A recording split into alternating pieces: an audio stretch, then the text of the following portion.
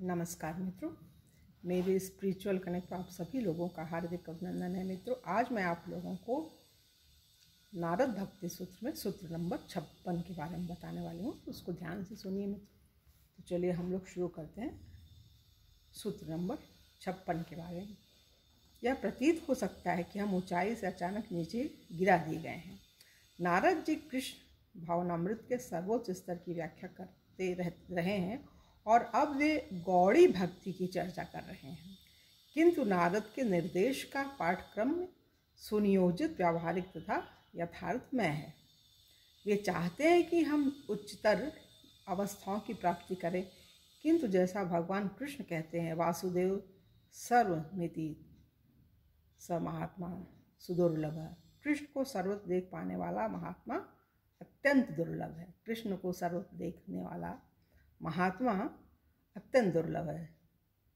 अतः नारद जी अपेक्षाकारी भक्तों के मनो तथा आदतों में अनर्थों के प्रति हमारा ध्यान आकर्षित कर रहे हैं, जिससे हम उच्चतर अवस्थाओं की दिशा में कार्य कर सकें तथा कृष्ण के शुद्ध प्रेम को एक अप्राप्य स्वप्न न समझें।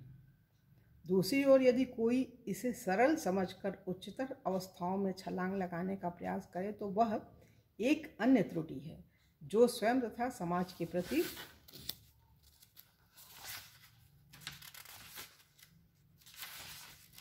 महान उत्पात मचा देती है। भक्ति की उपक्रमात्मक अवस्थाएं गौड़ी भक्ति कहलाती हैं तथा वे अभी भी प्रकृति के गुणों से ग्रस्त व्यक्तियों हेतु आवश्यक है। भगवान कृष्ण ऐसी गौड़ी भक्ति की प्रेरणाओं की भगवद गीता के 7वें अध्याय के श्लोक संख्या 16 में व्याख्या करते हैं। हे भरत श्रेष्ठ, चार प्रकार के पुण्यवान व्यक्ति मेरे प्रति भक्तिमय सेवा का अनुशीलन आरंभ करते हैं। दुखी, धन का इच्छुक, जिज्ञासु और वह जो परम ज्ञान की खोज कर रहा हो। इसको पुनः सुनिए मित्रों। हे भरत श्रेष्ठ, चार प्रकार के पुण्यवान व्यक्ति मेरे प्रति भक्तिमय सेवा का अनुशीलन आरंभ करते हैं। सबसे पहला कौन है? जो दुखी है। दूसरा है धन का इच्छुक। तीसरा जिज्ञासु और वह जो परम ज्ञान की खोज कर रहा हो। दुखी, धन का इच्छुक और जिज्ञासु, जिसे भगवान ही चाहिए। भगवद गीता का यह श्लोक ठीक उस समय आता है जब श्री कृष्ण भगवान को कभी शरणागत न होने वाले चार प्रकार के व्यक्तियों की व्याख्या कर चुके होते हैं। भौतिक इच्छाओं की पूर्ति की कामना में लगे रहकर भी परमेश्वर को समर्पित रहने वालों को सुकृतिनः या पुण्यात्मा कहा जाता है। उनकी उत्तम योग्यता यह है कि वे भगवद दुखोन्मुख हो गए हैं। श्री कृष्ण भागवतम में शुकदेव गोस्वामी सबको भले ही उसकी कैसी भी वर्तमान स्थिति क्यों न हो, किंतु कृष्ण भक्ति ग्रहण करने को उत्साहित करते हैं। जिस व्यक्ति की बुद्धि उदार हो, भले ही वह समस्त भौतिक कामनाओं से पूर्ण हो या किसी भी भौतिक इच्छा से रहित हो अथवा मोक्ष की कामना रखता हो, उसे अवश्य ही परम पूर्ण भगवत व्यक्तित्व की भक्ति करनी चाहिए। विशुद्ध भक्ति के स्तर पर अभी तक अनावस्थित सुकृतिवान व्यक्ति शुद्ध भक्तों के संग से शुद्ध हो सकते हैं। हाँ, यदि कोई इस निम्न अवस्था में ही अटका रहे तो वह असंतुष्ट रहेगा। भुक्ति या मुक्ति की कामना ही भक्त को प्रगति करने से रोकती है। मैं भक्ति रसामृत सिंधु में शील रूप गोस्वामी भुक्ति और मुक्ति को ऐसी दो पिशाचिनियों के समान बताकर वर्णन करते हैं जो बद्ध जीवों को आतंकित करती है तथा उन्हें भक्ति के आनंद का अनुभव करने से रोकती है। यथार्थ भक्तिमय सेवा अन्याभिलाषित शून्य है, अर्थात भौतिक लाभ या तर्क की अभिलाषा से रहित अनुकूल भाव से भगवान की सेवा होती है। स्वार्थी कामनाओं की तुष्टि हेतु कृष्ण की सेवा करने वाले भक्तों को सकाम भक्त कहते हैं। ऐसी कामनाओं से रहित शुद्धता से सेवा करने वालों को अकाम भक्त कहते हैं।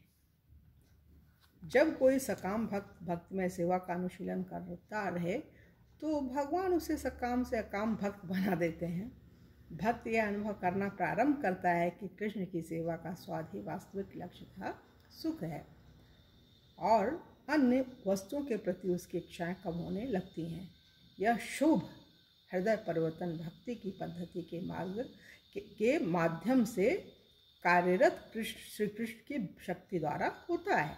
इसको पुनः सुनिए मित्रों। यह शुभ